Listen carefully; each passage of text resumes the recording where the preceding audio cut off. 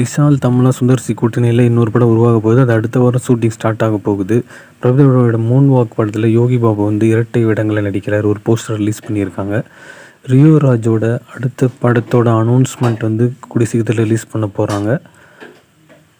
தேரி இஸ்க் மீன் படம் முதல் நாள்லேயே 15 கோடி கிட்ட கலெக்ட் பண்ணியிருக்கு. ரெட்டத்தலை திரைப்படம் வர கிறிஸ்மஸ் அப்போ ரிலீஸ் ஆக போகுது.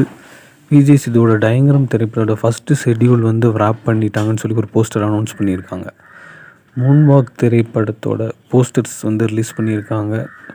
லோகேஷ் கனகராஜ், அல்லு அர்ஜுன் இணைஞ்சு ஒரு படம் பண்ண போகிறாங்க அப்படின்னு சொல்லி ஒரு நியூஸ் எக்ஸ் வலைதளத்தில் வலம் வருது. ஐ எம் கேம்ன்ற படத்தோட ஃபஸ்ட் லுக் ரிலீஸ் பண்ணியிருக்காங்க. அஜித்தோட அட்டகாசம் திரைப்படமும் அதே மாதிரி சூர்யாவோட அஞ்சான் திரைப்படமும் ரீரிலீஸ் செய்யப்பட்டது. இந்த நிலையில் இந்த 2 படங்களுக்குமே மக்களிடையே நல்ல வரவேற்பு கிடைச்சிருக்குன்னு சொல்லணும். அதுவும் அஞ்சான் திரைப்படம் ரீஎடிட் பண்ணி ரிலீஸ் பண்ணியிருக்காங்க. நியூஸ் தெரிஞ்சுக்கணும் சேனலை சப்ஸ்கிரைப் பண்ணுங்கள்.